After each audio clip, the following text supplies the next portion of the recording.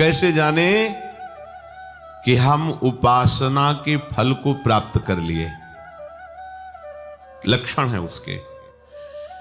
किसी भी साधन से चले जब ये लक्षण आ जाए तो जान लेना कि साधना परिपक्व हो गई, साधना पक गई, अर्थात वो सिद्धावस्था को प्राप्त हो रहा है। क्या लक्षण? सबसे पहला लक्षण उसके अंदर आता है मरने का भय खत्म हो जाना, जीने की इच्छा बनी रहना। पहला है मरने का भय खत्म हो जाना, चाहे वो कर्मयोगी हो, ज्ञान योगी हो, भक्ति योगी हो, या किसी भी अष्टांग योगी हो, किसी भी मार्ग का पथिक हो, उसकी जब सिद्धावस्था आती है तो सबसे पहला लक्षण प्रकट होता है निर्भय। सब भयों से भी बड़ा भय है मृत्यु का भय। उस उपासक के हृदय में किंचन मात्र भी मृत्यु का भय नहीं रह जाता। ये देखो अंदर से मरने का नाम सुनकर के भय लगता है कि नहीं लगता? अगर लगता है तो अभी साधना पथ पे हो, अभी लक्ष्य पे नहीं पहुंचे। लक्ष्य में पहुंचने पर मृत्यु का भय ही नहीं है, किसी भी तरह से उसे कष्ट नहीं। कैसे? जैसे नाटक चल रहा हो और उसमें सामने विपक्ष से वार किया गया और मरने का वो नाटक किया, उसको कोई भय लग रहा है? सामने से तलवार भाला गोली मारी जा रही, क्योंकि वो नाटक है। उसको पता है मुझे ठीक ऐसा ही रोल निर्वाह करना जिससे दर्शक देख करके वाह कर रहे हैं। बिल्कुल उसमें वो जान करके नाटक करता है, वो जान करके ऐसी उपस्थित सीन करता है कि सामने वाला प्रभावित हो जाए। उसको मृत्यु का भय थोड़ी लग रहा है, क्योंकि जान रहा नाटक है। ऐसे ही ठीक जो परिपक्व अवस्था को प्राप्त है वैसा ही नाटक देखता है। जैसे प्रलय में भी भयभीत नहीं होता भक्त, ऐसा शास्त्रों में आया। तो सैकड़ों हजारों आप नाटक देखते, उसमें देखते सैकड़ों लोग मारे जा रहे हैं, गांव के गांव जलाए जा रहे हैं, आपको थोड़ी भी पीड़ा नहीं होती, क्योंकि मूल में आपको पता है नाटक है, ये दिखावटी है, वास्तविक ऐसा नहीं है। ऐसे ही उस पवित्र अंतःकरण वाले परिपक्व अवस्था को प्राप्त हुए किसी भी साधन पथ से जो चला है, उसको संपूर्ण संसार का नाटक रहस्य पता चल जाता है। इसलिए महाप्रलय में भी केवल नाटक देख रहा है। जैसे अपने गांव का गांव आग लगाई जा रही देख रहे, पर कोई भय या दुख नहीं, क्योंकि पता है नाटक है, झूठा है। ऐसे ही ये मिथ्या, ब्रह्म सत्यम जगन मिथ्या, ये मिथ्या है। वो अपने शरीर को ऐसे मिथ्या अनुभव का है तो अनुभव होता है, जो मिथ्या है उसे अनुभव हो रहा है।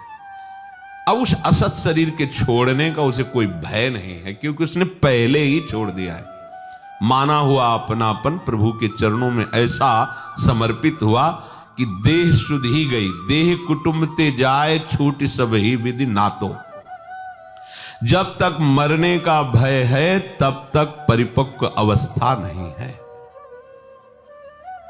मृत्यु का भय खत्म हो जाए।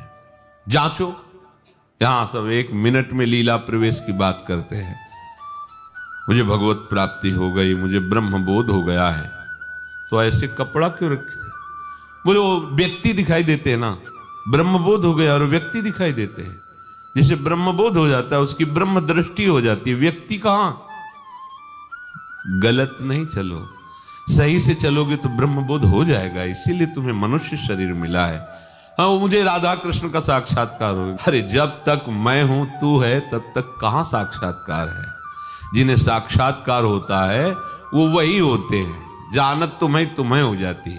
मैंने साक्षात्कार किया वो कर ही नहीं सकता। जिसने साक्षात्कार किया बताने वाला ही नहीं रह जाता।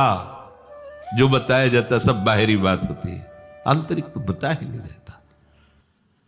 मरने का भय खत्म हो जाए बस। दूसरा, जीने की इच्छा ना रह जाए। देखो कितना सुंदर है, जीने की इच्छा। अभी शरीर नष्ट हो जाए क्या, जीने की इच्छा नहीं। जितनी श्वासें हैं राधा राधा राधा, हमें क्या जरूरत है कि हम शाम तक जिए और साधना करें? क्यों इच्छा कर रहे हो?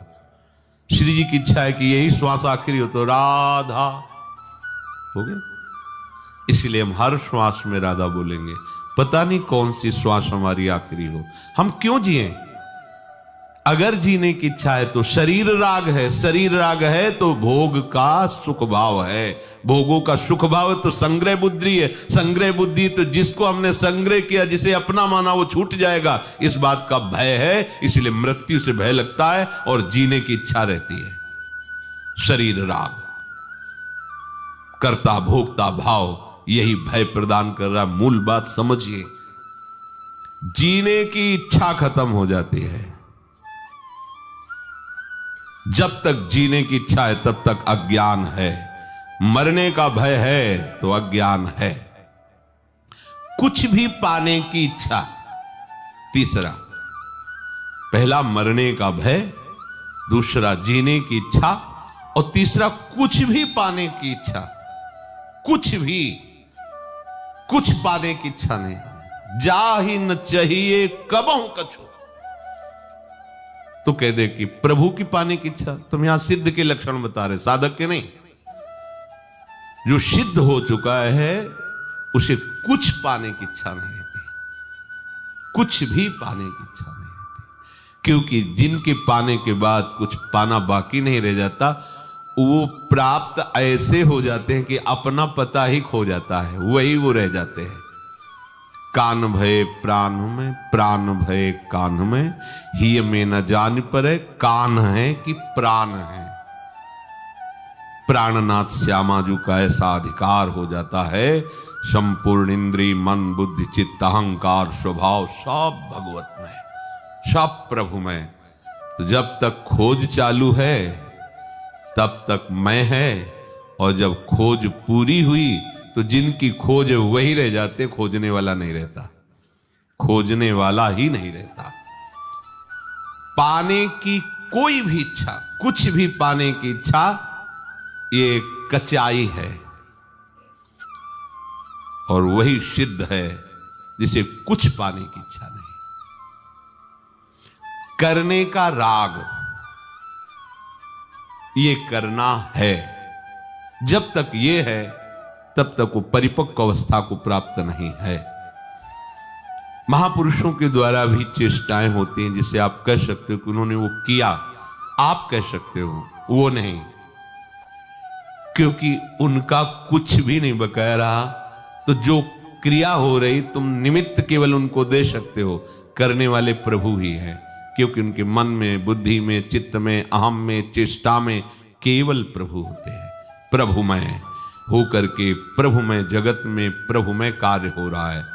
वो संसारी होकर संकल्प विकल्प करके कर्ता भाव से कुछ नहीं, ये सिद्धावस्था का लक्षण है। मरने का भय नहीं, जीने की इच्छा नहीं, कुछ भी पाने का लालच नहीं, कुछ भी करने का राग नहीं। ये हो गई स्थिति। ये स्थिति के बाद आगे चलकर फिर प्रेम रस है। ये स्थिति सबको प्राप्त होती है, चाहे वो ज्ञान योगी हो, चाहे अष्टांग योगी हो, चाहे कर्म योगी हो, चाहे भक्ति योगी हो। भक्ति योग में ये महामहिम स्वरूप है कि वो यही नहीं टिकता, अब इसके बाद उसके अंदर इच्छा जागृत होती है। ये जो इच्छा होती है ये जागतिक इच्छाएं नहीं है। देखो, संपूर्ण श्रीमद राधा सुधा निधि में इच्छा ही जागृत की गई। ऐसा कब होगा? हम श्री जी के लिए ऐसी सेवा करेंगे, ऐसा श्री जी की विचिन्वंती के शान कुचन कर जई कंचुक पटम को चाप्या मुंचंती कुछ कनक दिव्य कलसयु। ऐसा कब होगा? पत्रावलिम रचितुम कुछ योग कब हो? ये इच्छा ऐसा महामहिम स्वरूप है जो बड़े बड़े सिद्धों के लिए भी दुर्लभ है। प्यारोढ़ क्षमते न यच्छु सुखादी नाम तुय ध्यानगम संभाव्योपि विरंचि नारद शिवो। यहां तक पूर्ण हो गया। अब ये पूर्ण के बाद जो यात्रा होती है प्रेमियों की होती है, वो अखंडानंद और ये अनंतानंद, अनंतानंद स्वरूप में, प्रेम में।